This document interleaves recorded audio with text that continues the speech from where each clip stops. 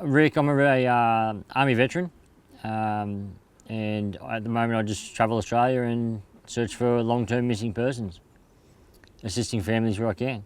I got into it in 2023 after the Kellett case and thought that I had skills of search and rescue and Army intelligence gathering skills, so combined them together and thought maybe I could help families. That once the police suspend their formal search procedures, I can then aid the family and provide them with some guidance to continue searching and get out there myself.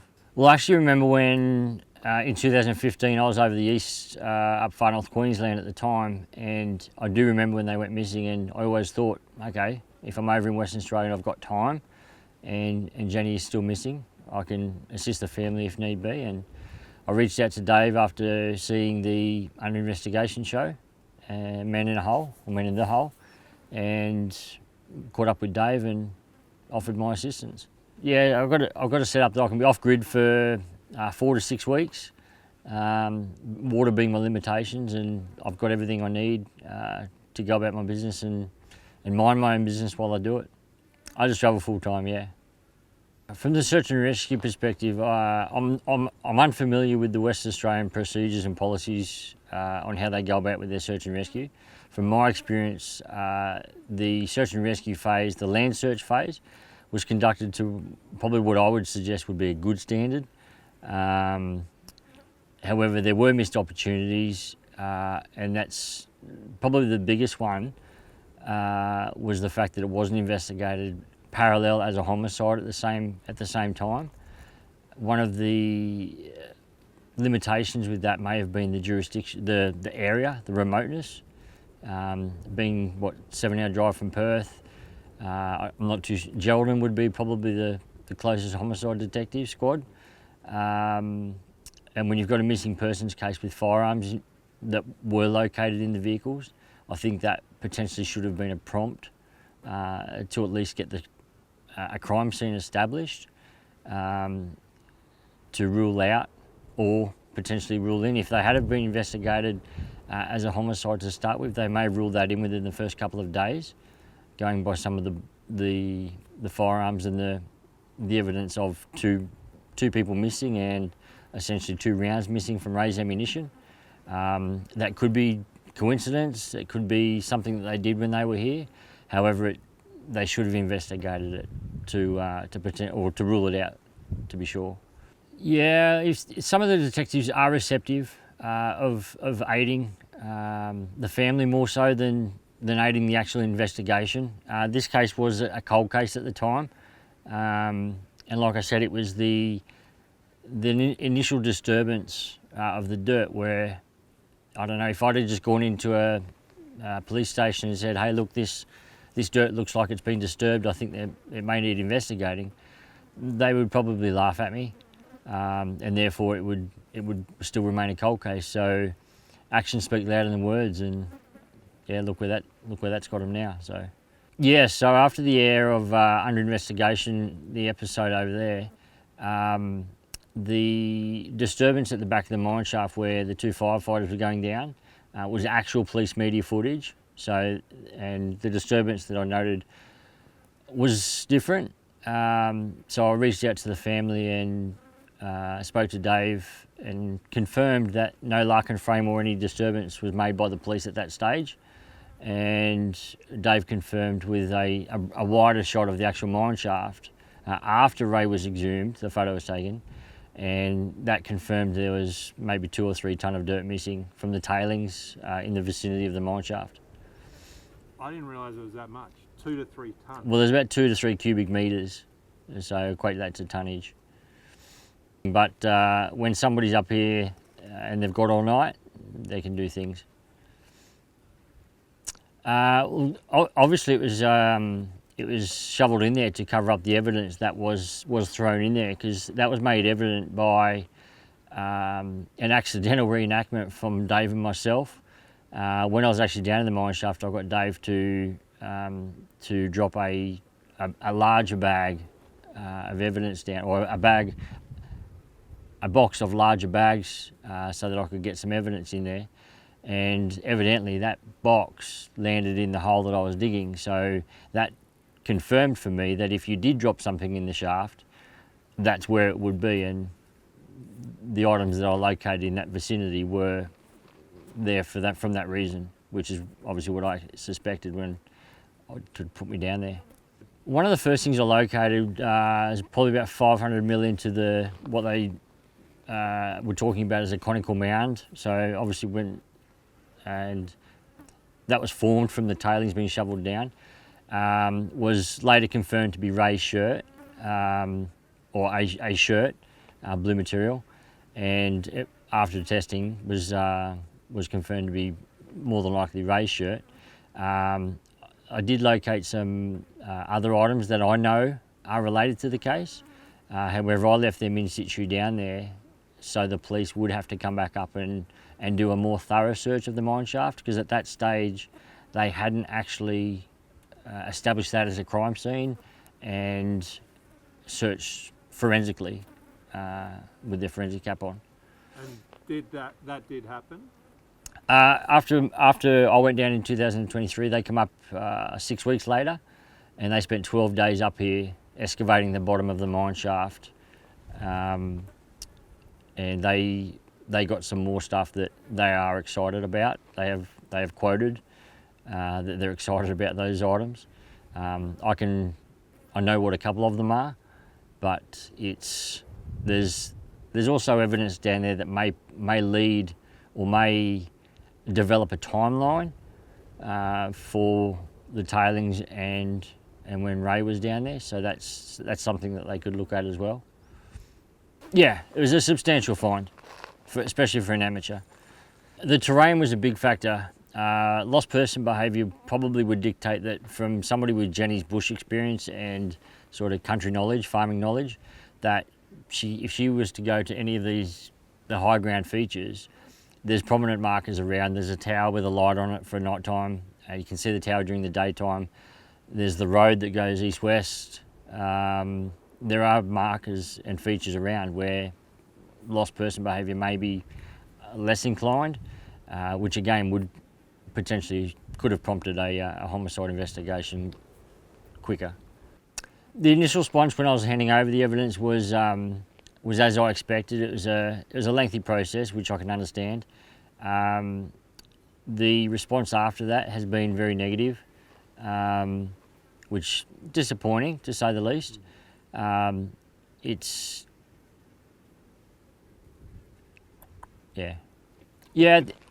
the end of the day, if something was found by a member of the public or somebody that's actually gone out looking for something that is missing, whether it be evidence or person, if they do move the case along and it's something that police haven't thought of, everybody looks at things differently, everybody sees things differently. There's no threat there from a person like myself. It's just to get the case going again. A quick thank you and I'll be on my way. That's basically how I work. I'm not going to sit there and monitor the investigation from there on. That's their job. Lead the horse to water and hopefully they can drink. One of the pillars of Missing Persons Australia, which is my company, is prevention. And I think people's surnames are irrelevant in this scenario, from my perspective. It's not important. Probably even my first name is not important. I'm just a person that helps a family. So there's no need to be referred to by my last name. That just opens up another can of worms for potential people that want to get harmful, or social media is a big one. So I'm not after retribution. I'm not worried about retribution or anything like that. I think it's just a personal belief that it's not important. If people have their last names on their name tags, that's not important. They're a worker at a place. There's no need to formally identify. If you need to formally identify, you whip out your ID. Yeah, I worked on a theory. I worked on a couple of theories. There's a couple of factors that did stick out to me. The quad bike was one of those. And then I was just asking myself, okay, how did the quad bike get there? Did Jennie flee the campsite? Was she held against her will for a duration and then make a break for it? Where was Ray taken out? Where was Ray killed, whether it was here at the campsite or the mine shaft? There's there's all those questions. Work on the facts, and if you can hypothesise and come up with a theory and the facts, you can get facts that relate to that, well, you might be on the right track. I would suggest now that I know what I know, I would say yes, Ray was likely murdered down the mine shaft. And Jennie at this stage, I'll work on a theory that maybe she was shot whilst fleeing from the campsite. At whatever time that was, I don't know. Yeah, if Jennie can be located, I believe she may be the ultimate piece of the puzzle. However, ultimate piece of the case. However, from what I uncovered in 2023 and the subsequent search after that, they were hoping now that they have enough to at least charge for Ray to get the proceedings going, and Jennie may follow shortly after. Yeah. To be honest, I've read the inquest report. I've lost count of how many times. It would be close to hundreds. There's always thoughts, and even 4 days ago, I actually approached a forensic expert to confirm a thought, and they did confirm the thought, and that then has answered questions that I've had for 2 years. Can you share that or not? That thought, it may provide a timeline of the events that happened down the mine shaft. Yeah, so even earlier this week, with a question that I've had, it's been bugging me for 2 years since I come back up from the mine shaft. And I actually got confirmation this week that from a forensic expert that some of the evidence that I found down there may provide the police, if they consult some forensic entomologists, with a timeline of the events that happened on or around the mine shaft, including events that may have happened whilst the search was being conducted at night time. Which could have possibly happened when certain people were camping out. That's right. Right. Wow. Because, I mean, yeah, one thing, and maybe we're talking about a similar thing here, that I couldn't get my head around is how quickly the body had decomposed, apparently. Yeah. And so that, to me, suggests that somebody maybe came back to the site and did something to help that process. Yeah. Which is maybe what you're referring to, but we can leave that. But no, that's interesting. Well, that's funny, Dave, because I didn't even think of that. Yeah. Oh, really? That wasn't what? That wasn't what it was, but you are right. It's a probability. But he'd have to knowing what I know and what you just said, it's a probability. Yeah, but he'd have to be, I mean, very desperate, which he would have been, and gone down there again by himself at night to do that, which is insane. Is that possible? He may not have even had to go down. Right, okay. Yeah. I hope that the family gets resolution. That's the ultimate goal. Resolution and justice. If they can get resolution, justice will follow. And how do you differentiate those two? Resolution is getting answers for the case initially. If they can get those provided by Western Australia Police, then justice will soon follow. Because I believe that they, based on the evidence they had in 2015, when the DPP rejected the charge request or the charge, combining the stuff that I've given them and the subsequent stuff they have found, which wasn't what I located, they should have enough now to get the resolution. Missing persons in Australia, people go missing for a multitude of reasons, lots of reasons. Lost in the bush, rock fishing, hiking, prospecting is a big one. There's quite a few prospectors go missing. And then you have foul play and abduction and stuff like that. Connections with family, apps that can consolidate where family members are, children where they are, memberships with organisations like Safe and Found, that is actually a Western Australian incentive. It's helping people with dementia. It helps police shorten the time frame from the formal missing persons request to the collection of the data about the missing person, which is generally it can be a delay to getting that initial search response. Emotion can be vulnerable. I do see families get taken down the road by people that potentially say they're accredited at certain traits or skills, and they don't. Whether they charge or not is a different story again. But the missing persons families are vulnerable. They will take any help and assistance they can get, and sometimes they get burned financially, or their morale is raised and then lowered and then just gone. Social media is a big one where a lot of speculation can really hype up the family, can take away their morale, take away their emotions, especially when you're talking about there is a possibility of foul play involvement.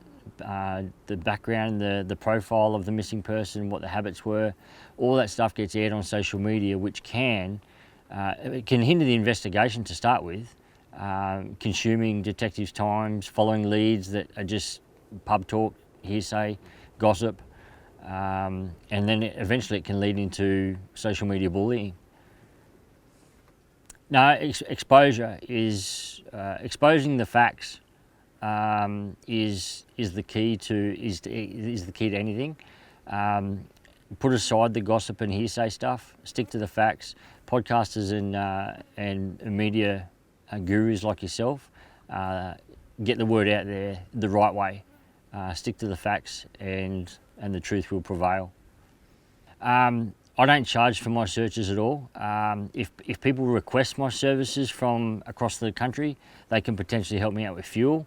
I have to eat, doesn't matter where I am, so I'm never going to charge anybody for food.